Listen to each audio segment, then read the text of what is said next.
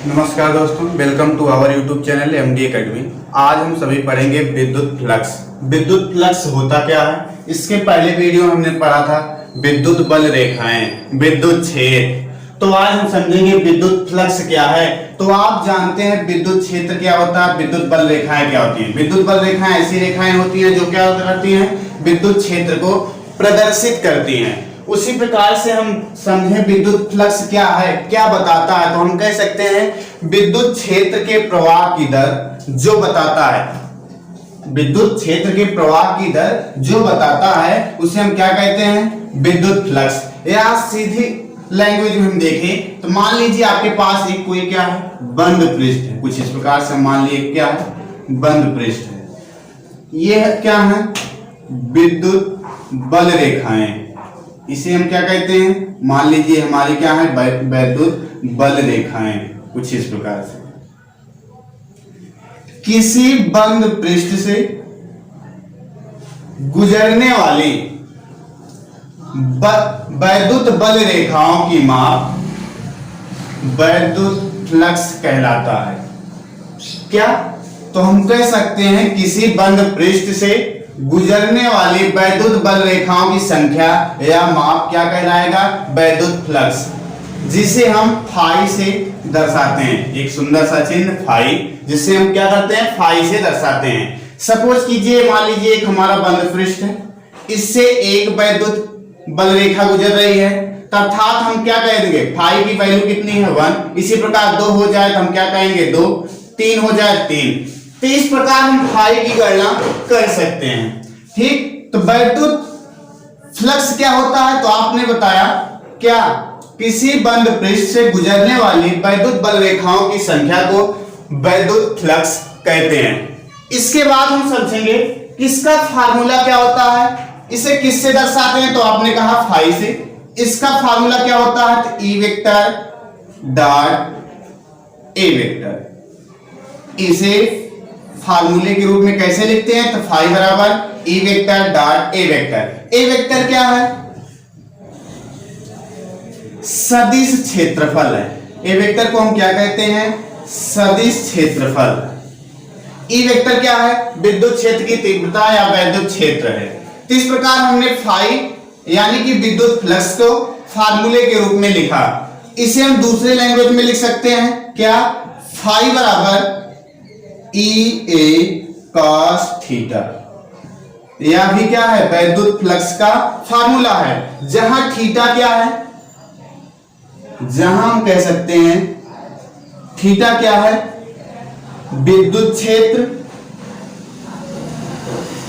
विद्युत क्षेत्र तथा ये क्या है, क्षेत्रफल है। तो हम कह सकते हैं एक क्षेत्रफल सदिश, क्षेत्रफल सदिश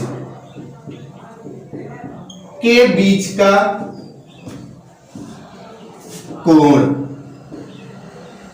के बीच का क्या है, कोण है। जिस प्रकार हमने देखा विद्युत फ्लक्स क्या होता है, उसका फार्मूला क्या होता है। इसे हम दो स्थितियों में डिवाइड कर सकते हैं। कैसे,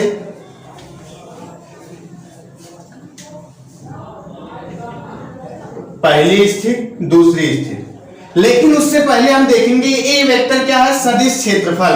तो सदिश क्षेत्रफल का मतलब या क्षेत्रफल सदिश क्या होता है। मान लीजिए आपके पास कोई पृष्ठ है, मान लीजिए हमारा क्या है, एक प्रकार का पृष्ठ है। हमने पृष्ठ कुछ इस प्रकार से रखा, इस पृष्ठ के ऐसा रखे, ये हमारा क्या है, एक सरफेस है। इस पृष्ठ के लंबवत जो पृष्ठ होगा, ये यानी कि हम ये मार्कर जो कहते हैं, इसके लंबवत, इस बुक के लंबवत ये पृष्ठ यानी कि मार्कर जो है, इसका क्या कहलाएगा, क्षेत्रफल सदिश। या हम जनरली यदि रिप्रेजेंट करें तो हम कह सकते हैं ये हमारा एक पृष्ठ है। इस पृष्ठ का जो नॉर्मल होगा उसे हम क्या कहेंगे, क्षेत्रफल सदिश, जिसे हम किससे दर्शाते हैं, ए वेक्टर से दर्शाते हैं। किससे दर्शाते हैं, ए वेक्टर से दर्शाते हैं। इसी प्रकार हम देखें, पहली स्थिति, वैद्युत फ्लक्स का मान अधिकतम कब होगा, वैद्युत फ्लक्स का मान अधिकतम कब होगा। तो आप जानते हैं किसी बंद पृष्ठ से गुजरने वाली वैद्युत बल रेखाओं की संख्या को वैद्युत फ्लक्स कहते हैं। कब इसका अधिकतम मान हो सकता है? तो हम कह सकते हैं ये हमारा मान लीजिए पृष्ठ है, इस पृष्ठ से गुजरने वाली, या हम दर्शाएं हमारा पृष्ठ पहले इस प्रकार रखा गया था, इससे गुजरने वाली वैद्युत बल रेखाएं अधिकतम गुजर सकती हैं। इसी पृष्ठ को हम थोड़ा सा ऐसे कर दें, आप बताइए यही वैद्युत बल रेखाएं, तीनों वैद्युत बल रेखाएं गुजर रही हैं? नहीं गुजर रही हैं। यहां से क्या है, अधिकतम गुजर पा रहे हैं, यहां से न्यूनतम, मतलब यहां पर कोई भी वैद्युत बल रेखा इस पृष्ठ से नहीं गुजर पा रही है। तो हम कह सकते हैं जब पृष्ठ आपका ऐसा होगा तो वैद्युत फ्लक्स अधिकतम होगा। यहां तक हम समझ गए। कैसे जनरली रिप्रेजेंट करें, इसका चित्र हम कुछ ऐसे बना सकते हैं। ये हमारा बंद पृष्ठ है, ये मान लीजिए वैद्युत बल रेखाएं हैं, इससे गुजर रही हैं कुछ ऐसे। तो ये हमारा क्या है, वैद्युत क्षेत्र की दिशा। अब इस पृष्ठ का क्षेत्रफल सदिश क्या होगा? तो आपको बताया गया ये पृष्ठ है, तो इस पृष्ठ को ऐसे रखे, तो इसके जो लंबवत होगा, तो इसके लंबवत का मतलब ये कुछ इस दिशा में, तो इसका क्षेत्रफल सदिश क्या होगा? कुछ ऐसा। तो हम कहेंगे जब विद्युत क्षेत्र और इसका क्षेत्रफल सदिश के बीच कोण क्या हो जाएगा? शून्य। जब थीटा की वैल्यू क्या हो जाए? शून्य, तब हम क्या कहेंगे? वैद्युत फ्लक्स कितना होगा? तो हम यहां से निकाल सकते हैं EA cos 0 और cos 0 की वैल्यू कितनी होती है? 1, अर्थात EA हो जाएगा, ये क्या हो जाएगा? मैक्सिमम वैद्युत फ्लक्स। ठीक, वैसे हम अपना कॉमन सेंस देखें तो ये पृष्ठ है, इस पृष्ठ से देख रहे हैं अधिकतम वैद्युत बल रेखाएं गुजर पा रही हैं। जबकि ऐसा पृष्ठ रखा जाए तो इससे देख रहे हैं तो वैद्युत बल रेखाएं नहीं गुजर पा रही हैं। तो हम क्या करें, दूसरी स्थिति में क्या रख सकते हैं, हमारा पृष्ठ कुछ इस प्रकार रखा जाए, तो इससे गुजरने वाली वैद्युत बल रेखाएं क्या होंगी? कुछ ऐसे हो जाएंगी, इनकी दिशा कुछ इस प्रकार से है। तो हम कैसे दिखेंगे? तो ये पृष्ठ है हमारा, तो इस पृष्ठ के का क्षेत्रफल सदिश क्या होगा? तो इसके लंबवत कुछ इस प्रकार से। तो इनके विद्युत क्षेत्र तथा क्षेत्रफल सदिश के बीच कोण कितना है? तो हम कहेंगे कोण कितना होगा? 90। मतलब जब थीटा का मान क्या हो जाए? 90 अंश, तब आपका वैद्युत फ्लक्स क्या होगा?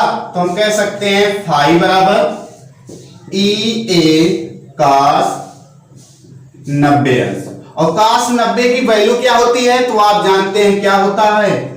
0। तो यहां पर लिख सकते हैं क्या आ जाएगा? फाई का मान 0, वैद्युत फ्लक्स का मान 0। क्यों?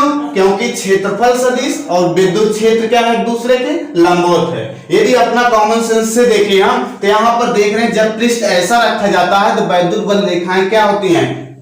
इससे एक भी वैद्युत बल रेखाएं नहीं गुजर पा रही हैं। यदि आप जनरली देखें इस पृष्ठ को ऐसे रखे थे तो अधिकतम वैद्युत बल रेखाएं गुजर पा रही थी, लेकिन इस पृष्ठ को हम ऐसा रख दें, ऐसा रख दें, तो वैद्युत बल रेखाएं ऊपर से ऐसे निकल जाएंगी, नीचे से ऐसे निकल जाएंगी। मतलब बहुत कम वैद्युत बल रेखाएं या तो ना के बराबर वैद्युत बल रेखाएं गुजरेंगी। जब वैद्युत बल रेखाएं इस सरफेस से नहीं गुजरेंगी तो क्या होगा? वैद्युत फ्लक्स का मान 0, जो कि आप जानते हैं किसी सरफेस से गुजरने वाली वैद्युत बल रेखाओं की संख्या क्या कहते हैं? वैद्युत फ्लक्स। अर्थात इस कंडीशन में इसका मान क्या आ जाएगा? 0। इसके बाद तीसरी कंडीशन हम कह सकते हैं, तीसरा क्या, मान लीजिए आपका क्षेत्रफल सदिश कुछ ऐसा रखा जाए। पहली कंडीशन में तो आपने ऐसा रखा था, दूसरी कंडीशन में आपने ऐसा रखा था, तीसरे मान लें हम थोड़ा सा ऐसे रख दें रोटेट करके, तो क्या इससे गुजरेंगी? बिल्कुल। तो हम क्या लिख सकते हैं, जब आपका सरफेस क्या हो जाए कुछ इस प्रकार से, तब वैद्युत बल रेखाएं कैसे होंगी?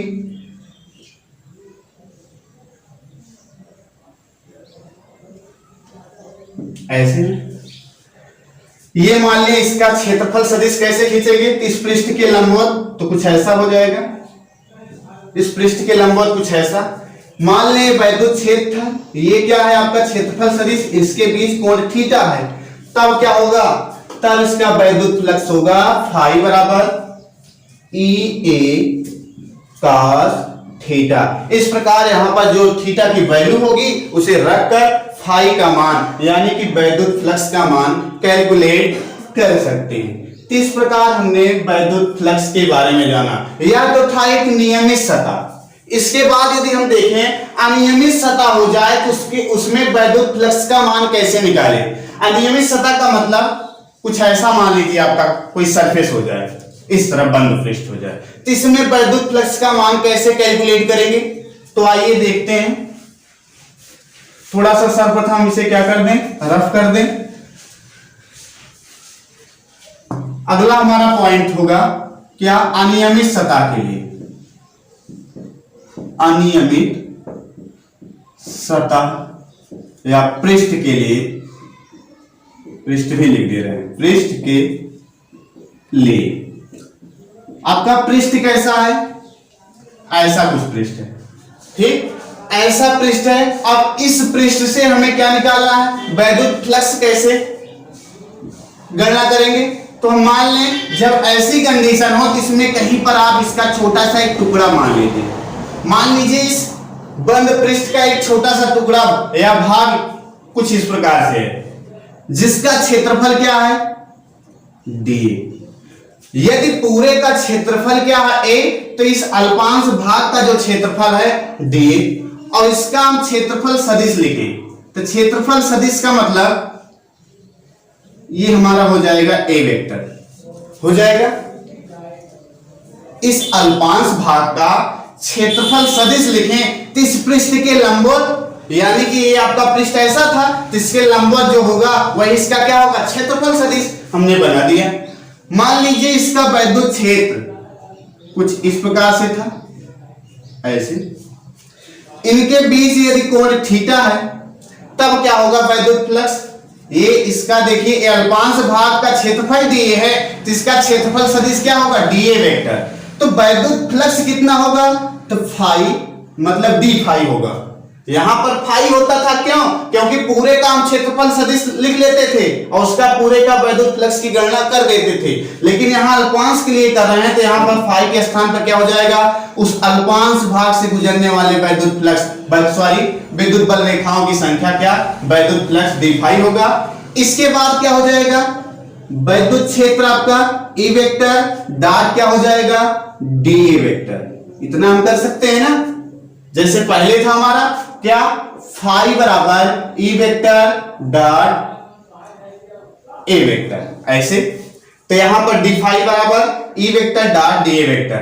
अब इस अल्पांश भाग का हमने इतना प्राप्त किया है तो पूरे भाग के लिए हम क्या करते हैं, संपूर्ण पृष्ठ के लिए क्या करेंगे, समाकलन करते हैं। संपूर्ण पृष्ठ के लिए क्या करेंगे, समाकलन। तो हम लिख सकते हैं फाई टोटल कितना होगा, तो यहां लिख सकते हैं इसका क्या करेंगे, क्लोज इंटीग्रल, क्या है, क्लोज इंटीग्रल। यहां क्या हो जाएगा, d फाई बराबर क्या हो जाएगा, ये हो जाएगा आपका close integral E vector dot dA vector. अब इसे हम कैलकुलेट कर टोटल गुजरने वाला, यानी कि टोटल उसका विद्युत फ्लक्स कितना है उसकी गणना कर सकते हैं। तो इस प्रकार हमने जाना कि विद्युत फ्लक्स क्या होता है, उसे हम कैसे कैलकुलेट करें। नियमित सतह हो जैसे कोई ये है या ऐसा कोई है, नियमित सतह होगी तो उसका मान कैसे निकालें, यदि कोई अनियमित सतह है तो उसमें विद्युत फ्लक्स का मान कैसे निकालें। अब इसके बाद हम सीखें, मान लीजिए आपके पास कोई आवेश है, थोड़ा इसमें स्पेशल पॉइंट क्या, तो आइए थोड़ा समझते हैं।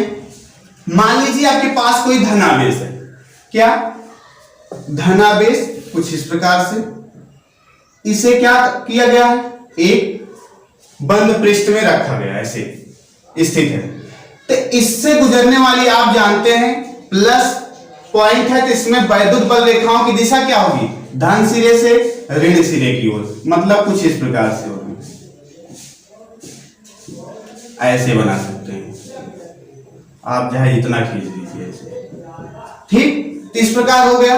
तो इसमें वैद्युत बल रेखाएं क्या हैं, धन सिरे से अनंत की ओर जाती हैं, ये आप जानते हैं। ऐसा कोई ऋणावेश हो तो क्या हो, तो अनंत से वैद्युत बल रेखाएं क्या होती हैं, ऋण सिरे की ओर आती हैं। तो इसमें विद्युत फ्लक्स इस बंद पृष्ठ से निर्गत जो वैद्युत फ्लक्स होता है उसे हम क्या करते हैं, प्लस से डिनोट करते हैं, और यहां से निकलने वाली वैद्युत बल रेखाएं को क्या कहते हैं, निर्गत फ्लक्स कहते हैं। क्या कहते हैं, तो निर्गत फ्लक्स।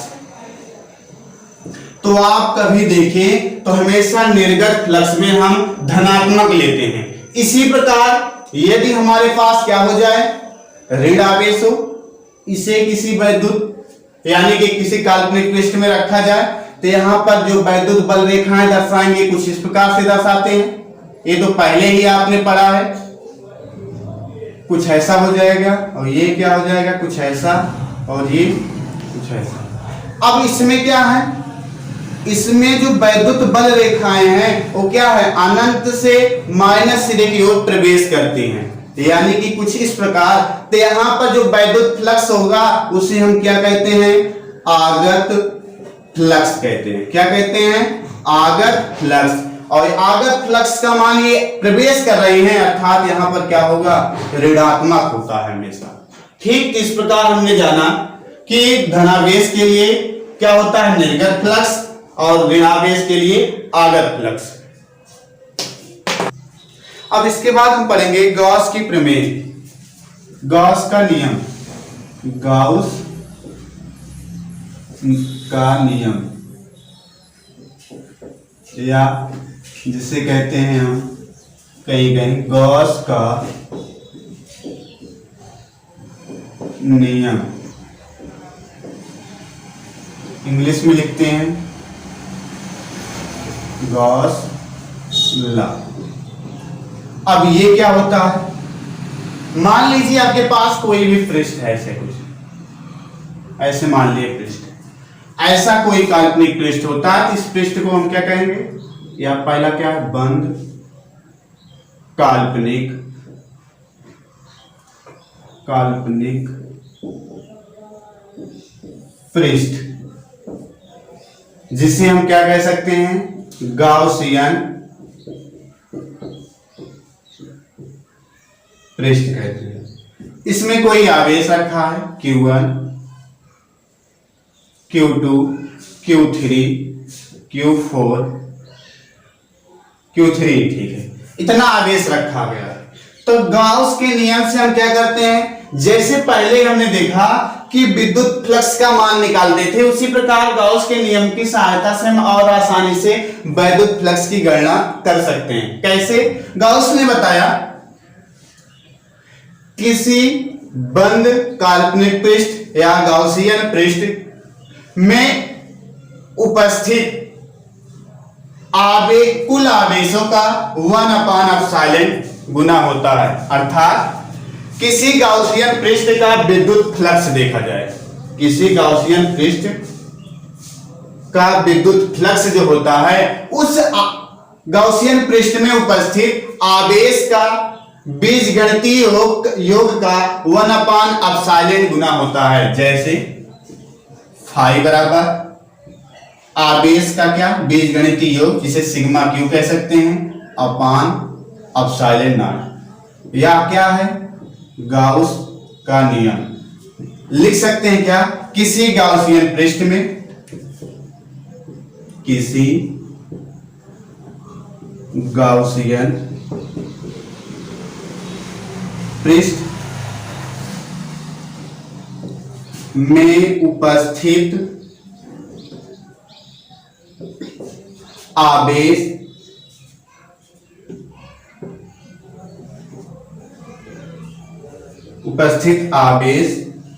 या पृष्ठ का हम निकाल दें थोड़ा सा,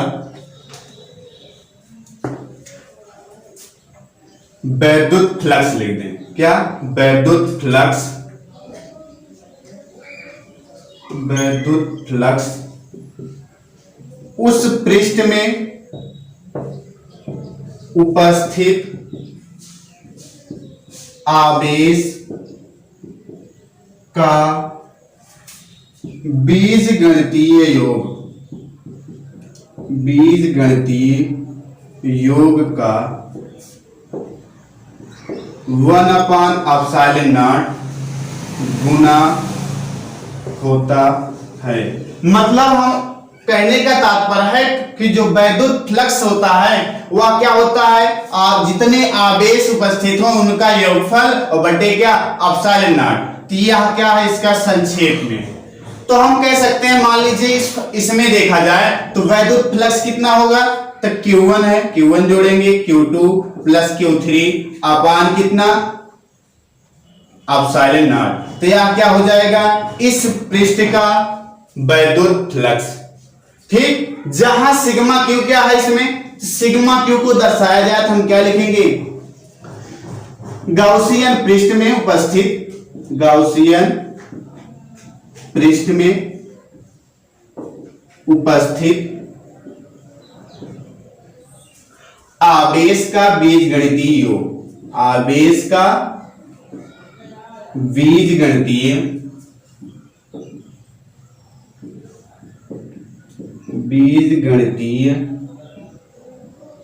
योग। और जब एप्सिलॉन नॉट क्या है, तो एप्सिलॉन नॉट को हम कह सकते हैं क्या होता है, निर्वात की वैद्युत शीलता। और ये फाई क्या है कि वैद्युत फ्लक्स है। तो इस प्रकार हमने गॉस का नियम जाना। यदि इसमें देखें थोड़ा सा, इसके बाद थोड़ा सा हम इसे रफ कर देते हैं और इसके बाद समझे कि मान लीजिए कोई भी आवेश उसके बाहर रखा जाए तब क्या होगा, क्या वहां पर वैद्युत फ्लक्स की गणना हम कर सकते हैं गॉस के नियमानुसार। जैसे मान लीजिए हमारे पास ये क्या थे आवेश, इसमें Q1 और Q2 रखा गया, ये क्या है, दो आवेश रखे गए और एक आवेश कुछ इस प्रकार से रखा गया, यहां मान लीजिए Q3 रखा गया। तो यहां Q3 का हम निकालें, टोटल हम वैद्युत फ्लक्स निकालें तो क्या आएगा, क्या इसकी भी गणना इसमें करेंगे, तो हम कह सकते हैं नहीं करेंगे, क्योंकि यह क्या है, बंद पृष्ठ के अंदर नहीं है।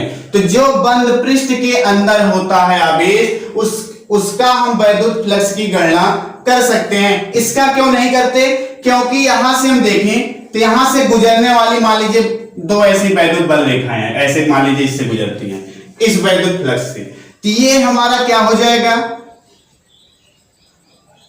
निर्गत वैद्युत बल रेखाएं, सॉरी ये क्या हो जाएगा, इस पृष्ठ के लिए आगत वैद्युत बल रेखाएं और ये क्या हो जाएगा इसकी निर्गत वैद्युत बल रेखाएं। यदि इसका हम फ्लक्स की गणना करें, इसकी टोटल फ्लक्स किसका कितना होगा, तो हम कह सकते हैं क्या होगा, -2। मतलब आ रही हैं वैद्युत बल रेखाएं, जिसका यदि वैद्युत फ्लक्स कितना होगा तो -2, जबकि इसका कितना होगा +2, और इन दोनों का योगफल किसके बराबर हो, 0। अर्थात इस प्रकार कोई पृष्ठ के बाहर आवेश रखा जाता है तो उसका हम वैद्युत फ्लक्स की गणना नहीं करते, क्योंकि उसका टोटल योगफल क्या होता है, 0 होता है। इसके बाद इसकी थोड़ी स्थिति देखते हैं। स्थिति का मतलब है आपका कोई भी गॉसियन पृष्ठ इस प्रकार से है, मान लीजिए थोड़ा सा बड़ा बनाते हैं ऐसे, यह हमारा एक गॉसियन पृष्ठ है, या ये भी एक मान लीजिए एक पृष्ठ है, काल्पनिक पृष्ठ, और एक तीसरा ऐसा कुछ पृष्ठ है। इसमें एक आवेश को क्यों रखा गया, इसमें इसी आवेश को रखा गया, इसमें इसी आवेश को रखा गया, तो क्या इसके वैद्युत फ्लक्स के मान में परिवर्तन होगा कि नहीं, तो हम कह सकते हैं ये आवेश क्यों है, इसमें भी आवेश क्यों, इसमें भी आवेश क्यों, आवेश क्यों समान है। तो गॉस के नियमानुसार क्या होगा, आवेश का क्या होगा, बीजगणितीय योग, मतलब क्यों है तो क्यों ही रहेगा, इसका एप्सिलॉन नॉट गुना 1/एप्सिलॉन नॉट गुना ये क्या हो जाएगा, वैद्युत फ्लक्स हो जाएगा। इसी प्रकार इसका निकालेंगे तो क्या आ जाएगा, Q/एप्सिलॉन नॉट, और इसका निकालेंगे तो क्या आ जाएगा, Q/एप्सिलॉन नॉट, क्या आ जाएगा, फाई की वैल्यू। तो इस प्रकार हम देख रहे हैं तो क्या वैद्युत फ्लक्स तीनों में समान आ रहे हैं। अर्थात यहां से निष्कर्ष हम यह कह सकते हैं कि वैद्युत फ्लक्स क्या होता है, किसी उसके पृष्ठ पर निर्भर नहीं करता, केवल इतना ध्यान देना कि आप क्या होना चाहिए, बंद होना चाहिए। तो हम कह सकते हैं वैद्युत फ्लक्स का मान उसके पृष्ठ पर निर्भर नहीं करता है कि उसका शेप कैसा है। इसका दूसरा पॉइंट हम कह सकते हैं क्या, एक मान लीजिए आपके पास आवेश यहां पर रखा गया है, एक मान लीजिए कोई पृष्ठ ऐसा था, इस आवेश को यहां रखा गया। एक मान लीजिए आपका पृष्ठ कुछ ऐसा था, यहां पर आवेश रखा गया। तो क्या इसके पृष्ठ पर इसकी स्थिति पर निर्भर करता है वैद्युत फ्लक्स? तो हम कह सकते हैं इसका निकालेंगे वैद्युत फ्लक्स तो Q अपान एप्सिलॉन नॉट आ जाएगा, और इसका वैद्युत फ्लक्स निकालेंगे तो Q अपान एप्सिलॉन नॉट आ जाएगा, और इसका वैद्युत फ्लक्स निकालेंगे क्या आ जाएगा? Q upon epsilon not. मतलब हम कह सकते हैं किसी बंद पृष्ठ का जो वैद्युत फ्लक्स होता है, इसका टोटल वैद्युत फ्लक्स जो होगा उसकी आवेश की स्थिति पर निर्भर नहीं करता। आवेश की स्थिति चाहे जैसी हो, चाहे आप यहां आवेश रखिए, चाहे यहां, चाहे यहां, चाहे यहां, इसमें कहीं पर भी आवेश रखेंगे तो उसका वैद्युत फ्लक्स का मान वही आएगा। ठीक इस प्रकार हमने गॉस का नियम तथा वैद्युत फ्लक्स के बारे में जाना। यदि वीडियो आपको अच्छा लगे तो वीडियो को लाइक कीजिए, कमेंट कीजिए तथा चैनल को सब्सक्राइब कीजिए। Thanks for watching this video.